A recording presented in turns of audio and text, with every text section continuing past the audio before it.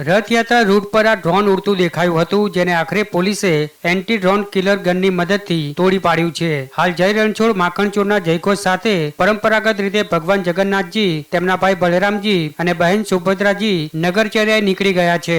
મોટી સંખ્યામાં ભાવિ ભક્તો ઉમટી પડ્યા છે. રથયાત્રા રૂટ પર ભક્તોની ભારે ભીડ જોવા મળી રહી છે. અમદાવાદ પોલીસ તંત્ર દ્વારા જડબે સલાક સુરક્ષા વ્યવસ્થા ગોઠવવામાં આવી છે. ત્યારે આ બધાની વચ્ચે અચાનક રથયાત્રા રૂટ પર આ ડ્રોન ઉડતું દેખાયું હતું, જેની જાણ થતાં જ પોલીસ દ્વારા એન્ટી ડ્રોન કિલર ગનની મદદથી આ ડ્રોનને તોડી પાડવામાં આવ્યું હતું. આ હાઈટેક એન્ટી ડ્રોન કિલર ગનની રેન્જ 2 કિલોમીટર સુધીની હોય છે. ડ્રોન હુમલાઓ અટકાવવા માટે જ અમદાવાદ પોલીસ દ્વારા આ વ્યવસ્થા કરવામાં આવી છે. પ્રાપ્ત માહિતી અનુસાર આ તોડી પાડવામાં આવેલું ડ્રોન વગર પરમિશને રથયાત્રા રૂટ દરમિયાન ઉડતું દેખાયું હતું. ત્યારે હાલ પોલીસ દ્વારા આ સમગ્ર મામલે વધુ તપાસ કરવામાં આવી રહી છે.